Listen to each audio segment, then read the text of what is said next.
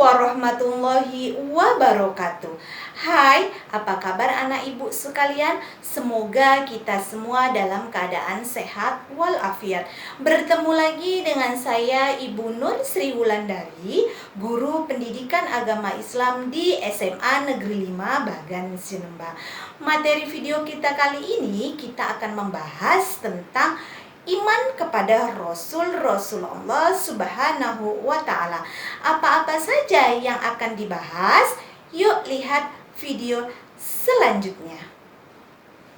Pengertian iman kepada Rasul Allah Subhanahu wa Ta'ala.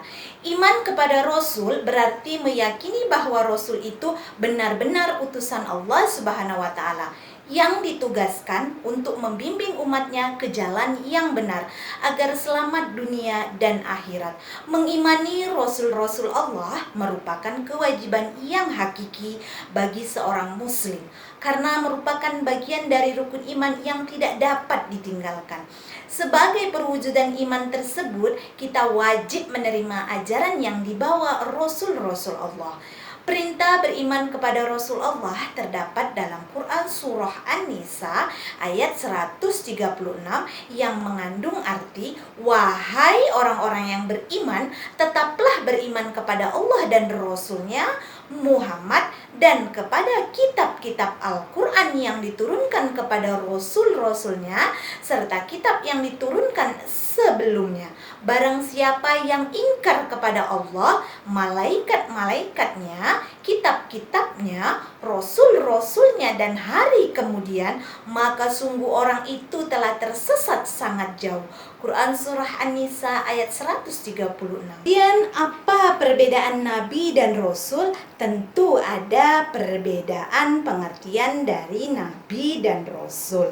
Nabi adalah manusia pilihan yang diberi wahyu oleh Allah Subhanahu wa Ta'ala untuk dirinya sendiri dan tidak mempunyai kewajiban untuk menyampaikan wahyu kepada umatnya.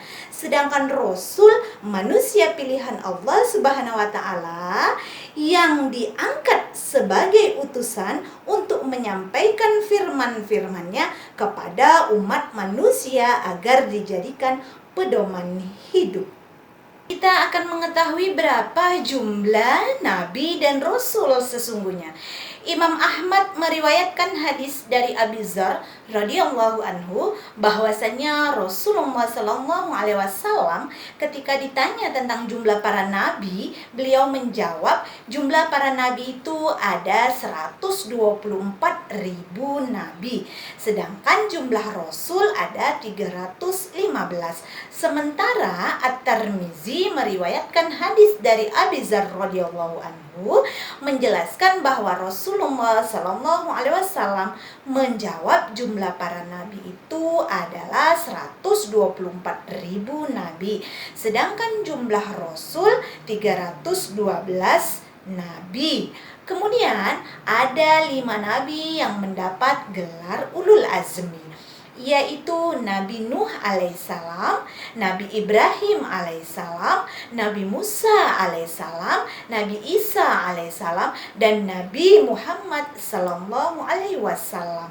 Rasul sebagai utusan Allah memiliki sifat-sifat yang melekat pada dirinya. Sifat-sifat ini sebagai bentuk kebenaran seorang Rasul. Sifat tersebut ada dibagi menjadi 3, yaitu yang pertama sifat wajib bagi Rasul, yang kedua sifat mustahil bagi Rasul, dan yang ketiga sifat jaiz bagi Rasul. Yang pertama yaitu sifat wajib. Sifat wajib artinya sifat yang pasti ada pada diri Rasul, tidak bisa disebut seorang Rasul jika sifat-sifat tersebut. Sifat wajib Rasul bagi Rasul yaitu yang pertama sidik, kemudian yang kedua amanah, yang ketiga fatonah, yang keempat adalah tabligh. Sedangkan sifat mustahil bagi Rasul juga ada 4. Yang pertama lawan dari sifat wajib Rasul. Yang pertama yaitu kizib, yang kedua al-khianah, kemudian yang ketiga al-khidman, yang keempat al-baladah. Kemudian sifat-sifat Rasul yang ketiga yaitu sifat zais. Sifat zais artinya boleh. Sifat zais bagi Rasul adalah sifat kemanusiaan, yaitu al-ardul basyariyah. Artinya Rasul memiliki sifat-sifat sebagai manusia biasa seperti rasa lapar, rasa haus, sakit, tidur, sedih, serta senang, berkeluarga, dan lain sebagainya. Bahkan seorang Rasul tetap meninggal sebagaimana makhluk lainnya. Kemudian sifat-sifat zaisnya Rasul tentu dengan sifat zaisnya Allah sangat berbeda. Sebagaimana firman Allah dalam Quran Surah Al-Mu'min ayat 33 yang mengandung arti, orang ini tidak lain hanyalah manusia seperti kamu. Dia makan seperti apa yang kamu makan, dan dia minum seperti apa yang kamu minum. Selain tersebut di atas, Rasul juga memiliki sifat yang tidak terdapat pada selain Rasul, yaitu sifat ismatur Rasul. Yang kedua adalah ittijamur Rasul. Ismatur Rasul sendiri adalah orang yang mahsum, terlindung dari dosa dan salah dalam kemampuan pemahaman agama, ketaatan, dan menyampaikan wahyu Allah, sehingga selalu siaga dan siap dalam menghadapi tantangan dan tugas apapun. Sedangkan ittizamur Rasul ialah orang-orang yang selalu komitmen dengan apapun yang mereka ajarkan. Mereka bekerja dan berdakwah sesuai dengan arahan dan perintah Allah Subhanahu wa Ta'ala.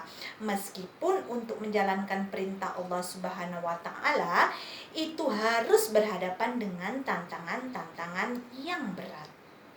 Terima kasih, sampai di sini materi video tentang iman kepada Rasul-Rasul Allah. Wassalamualaikum warahmatullahi wabarakatuh.